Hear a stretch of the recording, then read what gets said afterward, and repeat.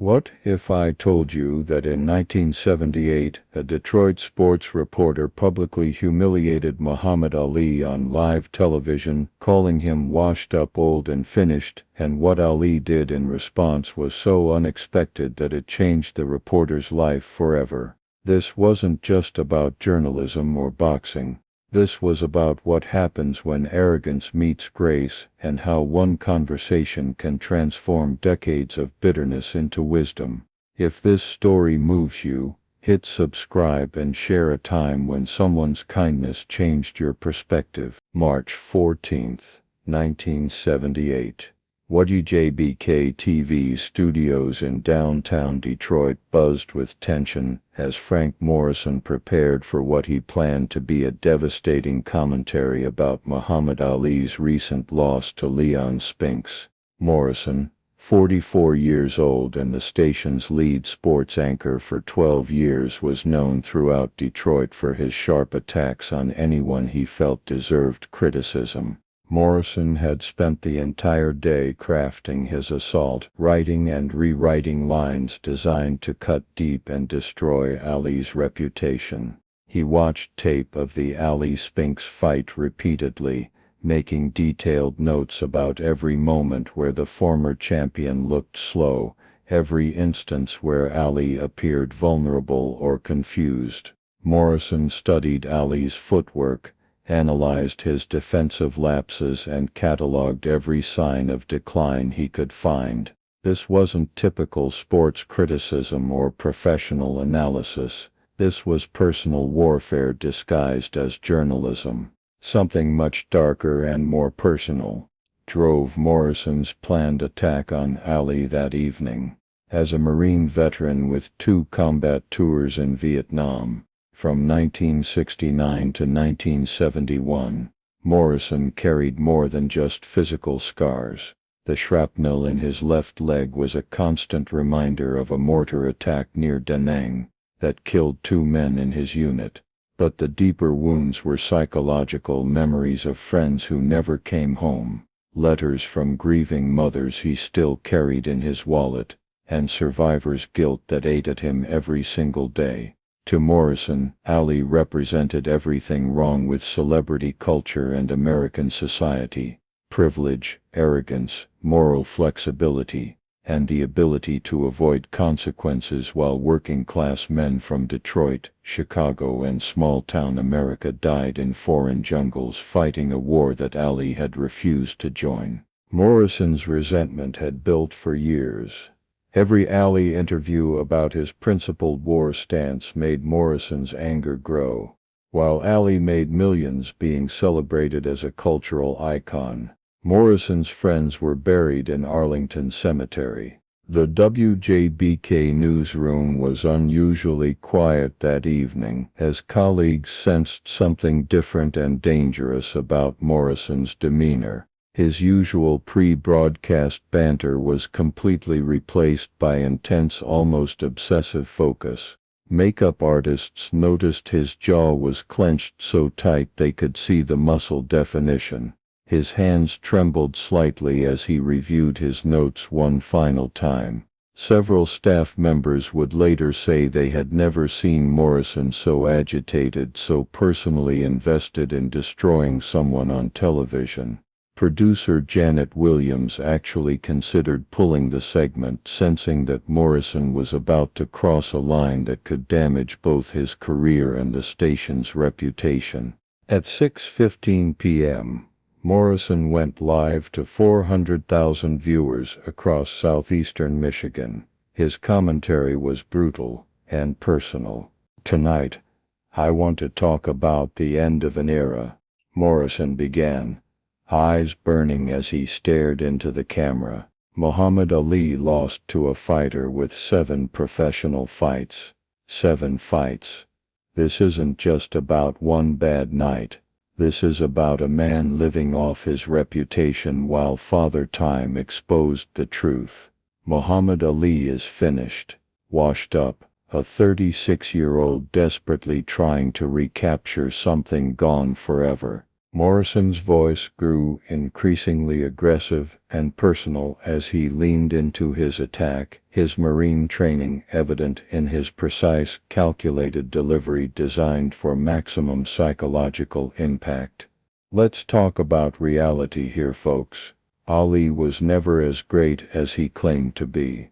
He fought in an era of weak heavyweights, carefully avoided Vietnam when real men like my friends Tommy Rodriguez, Mike Chen, and Bobby Williams were dying in rice paddies and jungle firefights, and spent more time running his mouth on television than actually proving himself where it counted, in the ring against legitimate competition.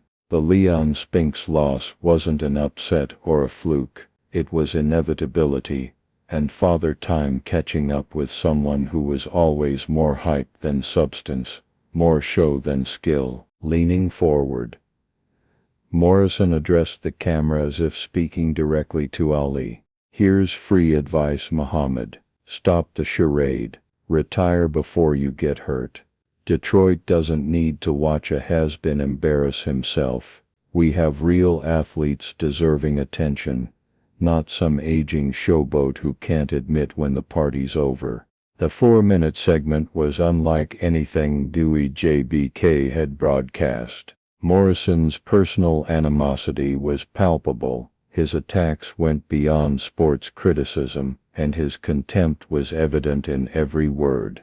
Before Morrison finished, the switchboard lit up with calls from outraged viewers. What Morrison didn't know was that Muhammad Ali had been visiting longtime friends in Detroit that evening and had watched the entire segment from the living room of a downtown hotel suite. Ali's initial reaction, according to multiple witnesses including his photographer Howard Bingham and trainer Angelo Dundee, was not the explosive anger that everyone expected. Instead, Ali sat in stunned silence for nearly 10 minutes, his famous quick wit and verbal agility completely absent. When he finally spoke, it was to say simply, "That man is carrying a lot of pain." Ali's friends expected him to demand immediate legal action or at least a public response through his representatives. Instead, Ali did something that would shock everyone involved and fundamentally change both men's lives forever. The next morning, March 15th, Muhammad Ali walked through the front doors of WJBK-TV at exactly 9:30 a.m. and approached the reception desk with the same calm determination he had shown walking to the ring against Sonny Liston. The young receptionist, Maria Santos, nearly dropped her coffee cup when she realized who was standing in front of her wearing a simple gray suit and speaking in a voice completely devoid of his famous bravado. Morrison expected cameras, reporters, confrontation, possibly even physical violence. His imagination had run wild overnight, envisioning everything from a publicized shouting match to actual assault charges. Instead, he found Ali sitting alone in the station's small conference room, wearing a simple gray suit and looking older, more tired and more vulnerable than Morrison had ever seen him in any photograph or television appearance. "Thank you for coming, Mr. Morrison," Ali said quietly, his voice carrying none of the bravado or showmanship that had made him famous worldwide. "I wanted to talk to you personally about what you said last night, and I wanted to do it face-to-face, man-to-man, without cameras or lawyer or managers or anyone else getting in the way of an honest conversation." Morrison sat across from Ali, defensive walls up, prepared for argument. What he encountered would haunt him 40 years. "I heard you say I was washed up," Ali continued, voice measured. "You might be right. I felt slow against Spinks. Maybe I am holding on too long. But I heard what you said about Vietnam, about me avoiding service while your friends died. I want you to know I think about those men every day." Morrison's expression changed. He hadn't expected Ali to acknowledge the most personal part of his attack. "I know you think I took the easy way out," Ali said. Maybe you're right.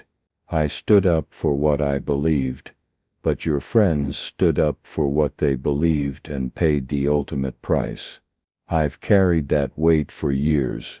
For the first time Morrison spoke, voice tight with emotion. "3 of my best friends died in Vietnam. Tommy Rodriguez, Mike Chen, and Bobby Williams. They were 19, 20, 21 years old. They didn't get to become famous or rich. They got body bags." Ali nodded slowly. "Tell me about them." Morrison was stunned. For the next hour he told Muhammad Ali stories about his fallen friends, their dreams, fears, final letters home. Ali listened without interrupting, without defending himself, without making it about his own experiences. When Morrison finished, Ali was quiet for a long moment. "I can't bring them back," Ali finally said. "I can't change my choices. But when I refused Vietnam, I wasn't trying to disrespect men like your friends. I was trying to live by what I believed was right, just like they were." Morrison saw something unexpected, genuine remorse and respect for his lost friends. "You called me washed up last night," Ali said. "Boxing-wise you might be right. But what would your friends say about the man you've become? About using your platform to tear people down instead of building them up?" The question hit Morrison like a physical blow. He realized he'd been carrying grief and anger so long it had poisoned everything else. His attack on Ali wasn't journalism. It was punishing someone who escaped the sacrifices his friends made. "I've been angry so long," Morrison said quietly, "at you, the war, losing them. I thought holding people accountable would make sense of what happened." Ali reached across the table, putting his hand on Morrison's arm. "Being angry at me won't bring them back, but honoring their memory, by being the man they'd be proud to call friend, that might mean something." Morrison broke down crying in the WJBK conference room. 12 years of suppressed grief, anger and guilt flooded out. Ali sat with him, not speaking, just present, while Morrison wept for friends lost 15 years earlier, and the bitter man he'd become. When Morrison composed himself, Ali made an offer that would change his life. "I want you to come with me to the VA hospital," Ali said. "I visit there sometimes, spending time with veterans having hard times. Maybe we could go together." That afternoon, Ali and Morrison spent 3 hours at Detroit VA Medical Center with Vietnam veterans dealing with injuries, PTSD, and readjustment issues. Morrison watched amazed as Ali connected with these men not as a celebrity but as someone who genuinely cared. What affected Morrison most was watching Ali listen to veterans' stories about their service and pride, never trying to justify his own decisions or minimize their experiences. On the drive back, Morrison was quiet before finally speaking. "I owe you an apology. What I said wasn't journalism, it was personal and wrong." Ali smiled. "You don't owe me anything. But maybe you owe it to Tommy, Mike, and Bobby to be better." Morrison thought for a moment. "They would have loved you. All 3 were huge fight fans. They probably would have defended you against someone like me." Ali laughed. "Then maybe they did. Maybe they brought us together today." That evening Morrison delivered what many consider television's most powerful apology. He explained his Vietnam connection, acknowledged his unfair treatment of Ali, and announced leave to reconsider his journalism approach. When Morrison returned 6 weeks later, he was transformed. Gone was the cynical attack dog. In its place was a thoughtful commentator who held athletes accountable with empathy and understanding. Morrison's career flourished, 3 Emmy Awards between 1979 and 1985, including one for a documentary about Vietnam veterans using sports as PTSD therapy. He began volunteering at the VA hospital regularly, became active in veterans organizations, and started a scholarship fund honoring Tommy Rodriguez, Mike Chen, and Bobby Williams. Morrison and Ali maintained friendship until Ali's death in 2016. In 1984, when Ali lit the Olympic torch despite advancing Parkinson's, Morrison was seen crying on camera, explaining he was witnessing truly greatness. In 2018, facing terminal cancer, Morrison gave one final interview revealing a 40-year secret. After the VA hospital, Morrison said, voice weak but clear, Ali asked if I wanted to call my friends' families. He wanted to personally thank them. Morrison's voice broke. We spent 2 hours calling families in San Diego, Seattle, and Tampa. Ali spoke to each for 20 minutes, telling them how their son's sacrifice taught him about courage. Morrison looked into the camera for his final statement. I spent 40 years as a journalist, but learned more about truth in one day with Muhammad Ali. He taught me real strength isn't about never being wrong. It's about what you do after realizing you've been wrong. Morrison died December 7, 2018, surrounded by family and the veterans he had helped throughout his transformed career. His funeral drew Detroit sports figures, journalists, and veterans whose lives he had touched. Muhammad Ali's widow sent a statement that was read at the service. Frank Morrison understood that our worst moments don't define us unless we let them. Muhammad always said that Frank's willingness to change his heart was one of the most courageous things he ever witnessed in his lifetime.